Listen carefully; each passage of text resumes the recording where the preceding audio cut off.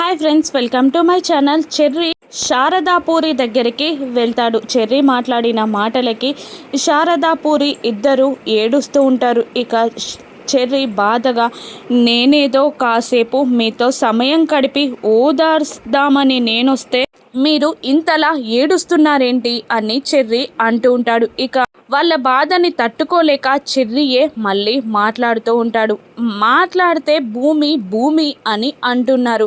అన్నయ్య ప్రేమించడానికి తను తప్ప వేరే లేరా? భూమిని తలదన్నే అమ్మాయిని తీసుకొచ్చి అన్నయ్యకి పెళ్లి చేద్దాం అని చెర్రీ అనేస్తాడు. ఇక మీరు ప్రతి విషయం వచ్చి భూమి దగ్గరే ఎందుకు ఆగిపోతున్నారు?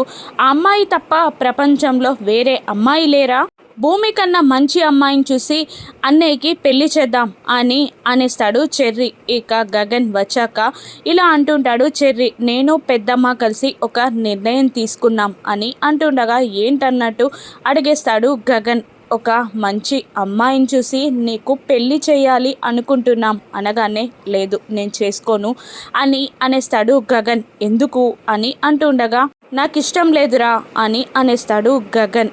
అది కాదన్నయ్య అని చెర్రీ ఏదో చెప్పబోతుండగా, నేను పెళ్ళి చేసుకోవాలి అనుకుంటే భూమిని మాత్రమే పెళ్ళి చేసుకుంటాను అని గగన్ అనగానే ఆశ్చర్యంగా చూస్తూ ఉంటాడు చెర్రీ. షాక్ అవుతూ ఉంటాడు గగన్ మాటలకి చెర్రీ. ఇక మరోవైపు శరత్చంద్రకి అన్నం తినిపిస్తుంది భూమి. ప్రేమగా భూమి నుదుటిపై ముద్దు పెడతాడు శరత్చంద్ర. ఇక శరత్చంద్ర కన్న కూతురు భూమి అని తెలుసుకుంటే గగన్ నిర్ణయం మార్చుకుంటాడా? వాళ్ళ ప్రేమ గెలుస్తుందా? రాను ఎపిసోడ్స్లో చూద్దాం. Thank you for watching.